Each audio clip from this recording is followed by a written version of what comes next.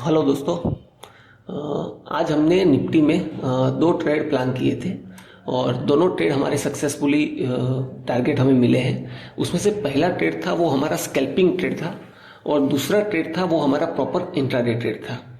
अब मैं आपको आज समझाऊंगा कि मार्केट में कैसे कैसे अलग सिनेरियो डेवलप होते हैं और कैसे कैसे हमें ट्रेड प्लान करने होते हैं, जिसमें हमें खास ये सीखने को मिलेगा कि कब हमें स्कैल्प ट्रेड प्लान करना होता है और कब हमें इंट्राडे टारगेट के लिए वेट करना होता है या इंट्राडे ट्रेड प्लान करना होता है। तो मैं आपको समझाता हूं। जैसे मार्केट आज गैप डाउन ओपन हुआ था, मार्केट ने कल यहां से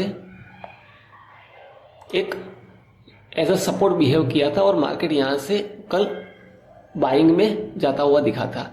लेकिन फ्राइडे को, कल मीन्स फ्राइडे को, लेकिन आज मंडे को जब मार्केट ओपन हुआ तो आपने देखा सीधा यहां पर 22,940 पे ओपन होके एक गैप डाउन ओपनिंग दिखाया। तो ऐसे सिनेरियो में मोस्टली क्या होता है, एक एक्सपेक्टेशन होता है कि मार्केट को अगर डाउन भी जाना है तो ये क्लोजिंग एरिया जो है कल का, वहां तक मार्केट प्राइस रिटेस्ट करने के लिए जा सकती है। लेकिन ऐसा जरूरी नहीं है कि वो हर बार ऐसा करे। तो इस केस में और मार्केट का जो ट्रेंड है वो डाउन साइड का ट्रेंड है, तो हमने इस रीजन से यहां पर एक मॉर्निंग में स्कैल्प प्लान किया था 300 क्वांटिटी के साथ 9:24 पे। और यहाँ पर हमारा स्कैल्प था तो 1.51 रेशियो 1:1.5 मिले तो हम एग्जिट का प्लान था और हमने एग्जिट 1:1.5 पे हमने एग्जिट किया है। यहाँ पर हमारा प्लान 929 पे हमने एग्जिट कर लिया था ट्रेड से और 924 को हमारी एंट्री हो चुकी थी। तो ये स्कैल्प करने का भी क्या रीजन था, आप ध्यान से देखोगे तो यहाँ पर एक बिग बार डेवलप हुआ था और ये बिग बार का मीन्स ये है कि इसके अंदर बायर का प्रेजेंस बहुत ज्यादा स्ट्रांग है। तो इसके कंफर्मेशन पे हमने एंट्री प्लान की। हमने यहां पर एंट्री क्यों नहीं की है, हमने इसके कंफर्मेशन पे ही एंट्री प्लान की है। जब ये एंट्री हो चुकी थी तो और ये उसके बाद एक रिजेक्शन दिख चुका था, तो इस रिजेक्शन पे हमने एंट्री कर ली थी यहाँ पर 924 पे और यहाँ पर 929 पे हमने एग्जिट किया था। उसके बाद हमने यहां तक वेट क्यों नहीं किया कि क्लोजिंग प्राइस जैसे मैं बात कर रहा था, यहां तक वेट क्यों नहीं किया, हमने स्कैल्पिंग ही क्यों किया। इसका रीजन ये है कि आप ध्यान से देखोगे तो यहां पर ये जो एरिया है ये बहुत ज्यादा इंपॉर्टेंट एरिया है। क्यों? क्योंकि ये साइकोलॉजिकल लेवल है 23,000 का, निफ्टी का 23,000 का लेवल है। यहां पर बड़े लोग अपनी पोजीशंस में एग्जिट करते हैं या तो एंटर करते हैं। तो यहां पर क्या हम कुछ कर सकते हैं? नहीं। यहां पर हम वेट कर सकते हैं प्राइस एक्शन डेवलप होने का। तो आपने देखा कि यहां से रिजेक्शन स्टार्ट हो गया है, माइनर सा रिजेक्शन। अब यहां से एक स्ट्रॉन्ग रिजेक्शन आ चुका है, वापस यहां से एक रिजेक्शन मिल चुका है। और आप ध्यान से देखोगे, ऑब्जर्व करोगे तो यहाँ कैंडल के अंदर जो एक फुल बॉडी कैंडल बन रही थी उसकी जगह मार्केट में विक्स डेवलप होना शुरू हो चुका है। तो ये एक इंडिकेशन होता है कि मार्केट में यहां पर रेजिस्टेंस डेवलप हो रहा है, रेजिस्टेंस डेवलप होना शुरू हो रहा है। अभी यहां हम कोई डायरेक्ट एंट्री नहीं ले सकते, लेकिन यहां से हम प्राइस एक्शन जो है वो रीड करना शुरू कर सकते हैं। उसके बाद एंट्री लेने के लिए, सिर्फ एंट्री लेने के लिए इतना रीजन काफी नहीं होता है मार्केट में। तो यहां से हमें प्राइस एक्शन रीड करना हमने शुरू किया और जब हमने प्राइस एक्शन रीड करना शुरू किया तो हमें देखने को मिला कि यहां से जब मार्केट रिजेक्शन ले रहा है तो यहां से एक ट्रेंड लाइन डेवलप हो रही है, बेरिश ट्रेंड लाइन। अब बेरिश ट्रेंड लाइन क्यों? क्योंकि यहां पर आप ध्यान से ऑब्जर्व करोगे प्राइस को तो मार्केट ने पहले यहां से रिजेक्शन लेना शुरू किया है और यहां से फाइनल रिजेक्शन लिया है एक बार, फिर यहां से दोबारा रिजेक्शन लिया है दूसरी बार। तो ये इक्वल हाई बनाया है मार्केट ने और उसके बाद यहां पर लोअर हाई डेवलप होता हुआ दिखा है हमें। लोअर हाई क्या होता है? लोअर हाई मींस मार्केट में जो रिसेंट हाई था उस हाई को प्राइस क्रॉस नहीं कर पा रहा है और उससे पहले एक हाई बना के प्राइस वहां से ड्रॉप हो जाता है। अब वैसे ही देखोगे तो तीसरी बार भी लोअर हाई बना है, यहां पर अगेन लोअर हाई बन रहा है और जो पिछला रिसेंट हाई था उसको प्राइस क्रॉस नहीं कर पा रहा है। और जब हम ऐसे लोअर हाई को एक लाइन के थ्रू ड्रॉ करते हैं तो एक ट्रेंड लाइन डेवलप होती है जो बेरिश ट्रेंड लाइन होती है।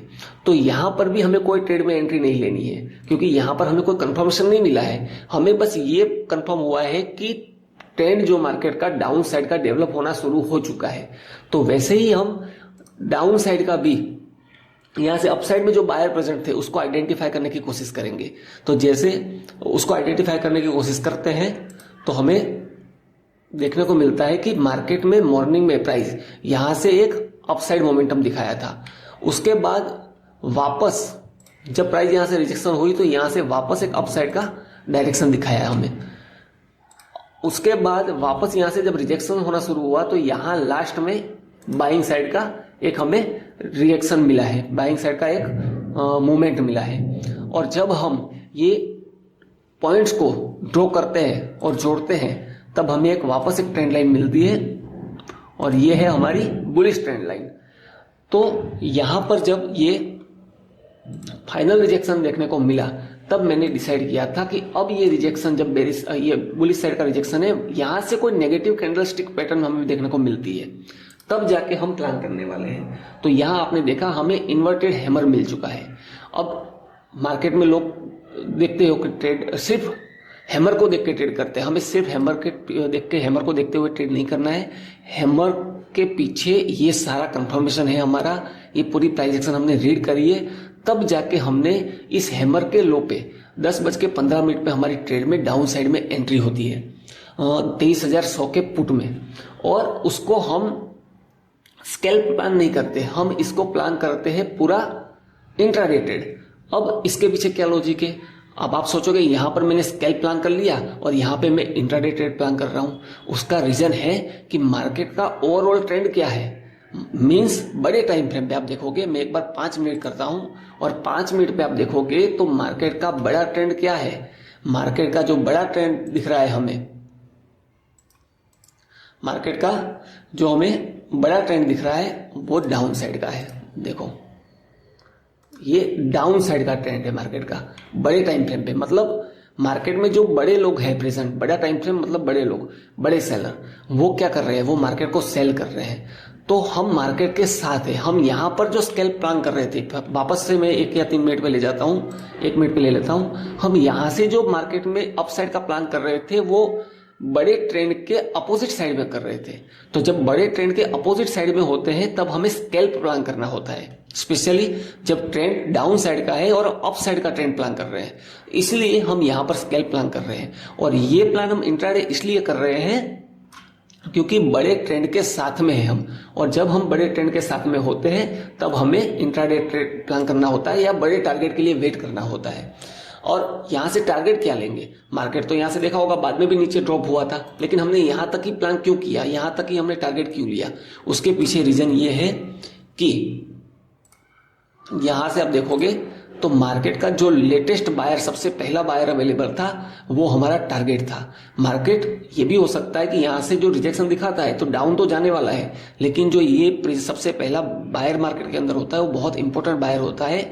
और यहां पर हमने इस बायर को टारगेट किया था, इस बायर तक हमें टारगेट लेना था।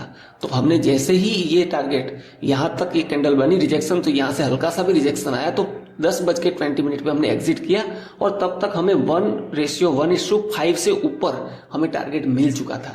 तो ऐसे हमने इंट्राडे ट्रेड प्लान किया था। अब मैं आपको इस दोनों ट्रेड का जो प्रॉफिट है, पोजीशन साइजिंग है, वो यहाँ पर शो कर देता हूं। इसका आपको टाइमिंग भी दोनों का, जैसे मैंने बोला है 9:24 से 9:29 पे एग्जिट हुआ था वो प्राइस। यहां पर मेरी एक छोटी सी एंट्री हुई थी जो मैं कोस्ट टू कोस्ट एग्जिट किया था, 2-3 रुपए का हमें 2-3 पॉइंट का हमें प्रॉफिट हुआ था, 700 रुपये आसपास प्रॉफिट हुआ था वो ट्रेड का पोजीशन साइजिंग। और यहां से जो हमने प्रॉपर इंट्राडे ट्रेड प्लान किया था उसका भी पोजीशन और ऑर्डर विंडो जो है वो मैं आपको शो करता हूं ताकि आपको समझ में आए कि इंट्राडे में हमें कैसे प्लान करना होता है, कैसे हमें स्कैल्पिंग प्लान करना होता है और कैसे हमें पूरे टारगेट लेने होते हैं। तो वो ट्रेड आपको देखने को मिलेगा। तो होप आपको एक अच्छी लर्निंग मिली होगी कि हमें मार्केट में रोज कैसे अलग अलग सिनेरियो डेवलप होते हैं और हमें कैसे अलग अलग तरीके से ट्रेड करना होता है। और ऐसे ही वैल्यूएबल कंटेंट के लिए आप मेरे चैनल को सब्सक्राइब कर सकते हैं ताकि मैं आपको ऐसे अलग अलग टाइप के जो प्राइस एक्शन है, प्राइस एक्शन कैसे रीड करते हैं, कैसे अलग अलग पैरामीटर देखते हैं, वो सब आपको मैं समझा सकूं। और आने वाले टाइम पे मैं एक अच्छी स्ट्रेटेजी भी आपके साथ शेयर करूंगा कि जैसे इंट्राडे में जिसकी एक्यूरेसी मोर देन 80 to 85% रहेगी और आप आराम से उसको देखते हुए, उसको समझते हुए आप उसको ट्रेड कर सकते हो। तो ऐसे ही वैल्यूएबल कंटेंट को देखने के लिए आप मेरे चैनल को सब्सक्राइब करें। Thank you.